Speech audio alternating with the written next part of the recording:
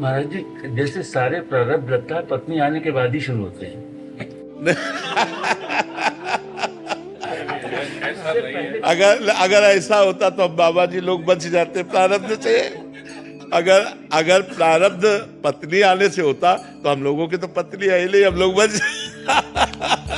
आप किसी से भी पूछे तो लगेगा इसके पहले का जीवन बिल्कुल ठीक था, उसके बाद जैसे ही हुआ सारे प्रारब्ध शुरू हो गए। बाबा जी से पूछो तो लगता है गृहस्थी का जीवन बहुत सही है। कम से कम रसोई में बैठ के गरम गरम रोटी तो मिलती है यार तुम्हें। कम से कम अपने दुख सुख की बात तो आप किसी से कह सकते हो। यहाँ किससे बात करें? परमात्मा के सिवा कौन है?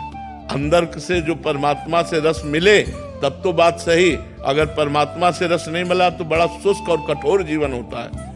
माता पिता भाई बंधु परिवार रिश्ते नाते सबको काट करके और भगवान के मार्ग में चल रहे हैं और भगवदानंद मिला नहीं, काम क्रोध जला रहे हैं, ना काम भोग सकते हो और ना कोई मोह, ना कोई अपना, ना कोई।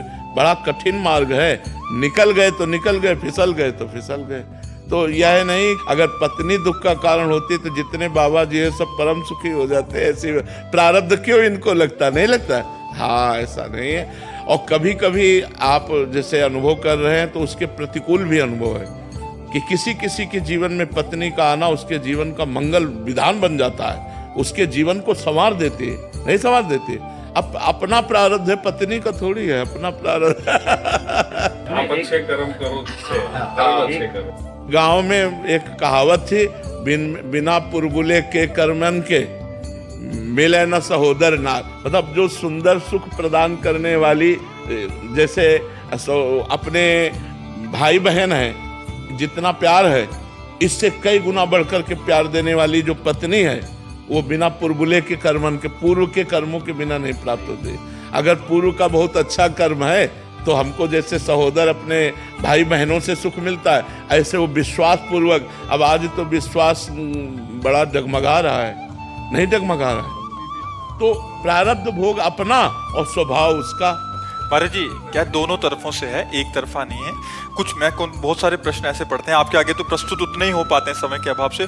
पत्नियां ही बहुत दुखी हैं, फिर कभी पति बहुत दुखी हैं। तो महाराज जी दोनों तरफ से कर्मों का प्रारब्ध है, मतलब उसमें कोई ऐसा नहीं कि किसी एक तरफ से ही है। काफी सारी ऐसी हैं, पत्नी सही मार्ग पे चलना चाह रही है, पति शराब पी के घर आ रहा है, क्या कैसे चलेगा वो? तो वैसे ही पत्नियां तो ये बात पत्नी भी कह सकती कि अगर जिंदगी में दुख का कारण है तो पति है। मोहित जी, श्री हरिवंश महाराज जी, पूर्व प्रारब्ध को खुशी खुशी सहन करना या उनके लिए दुखी होना चाहिए? ऐसा बुरा प्रारब्ध आता है कि एक बात ही सुहाई देती, क्या प्राण त्याग दूं इस समस्या से बचने के लिए? ऐसा भी प्रारब्ध आता है। उस समय केवल भगवान भगवान, हरि स्मृति सर्व विपद विमोक्षणम।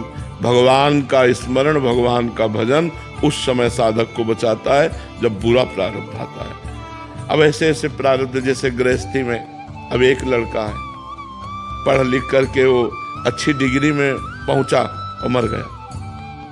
अब सारी संपत्ति सब कुछ सब सूना, पूरा परिवार सूना, संसार सूना और भगवान पर भी अश्रद्धा। मतलब ऐसी ऐसी परिस्थितियां संसार में है कि उन परिस्थितियों से निकलने का उपाय केवल भगवान है, दूसरा नहीं।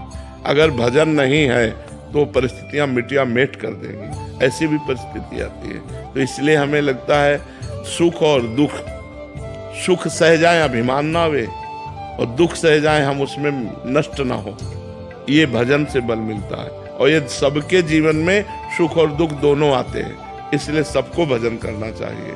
नाम जप भगवान का अवश्य करना चाहिए, भगवान की पूजा आराधना अवश्य करनी चाहिए, जिससे हमारा जीवन मंगलमय कट जाए। देखो, आनंद की बाढ़ आ रही थी अयोध्या में। कल सुबह राम राजा बनेंगे, राम जी जैसे सुंदर सर्वांग प्रभु राजा बनेंगे, चक्रवर्ती सम्राट पद पर बैठेंगे।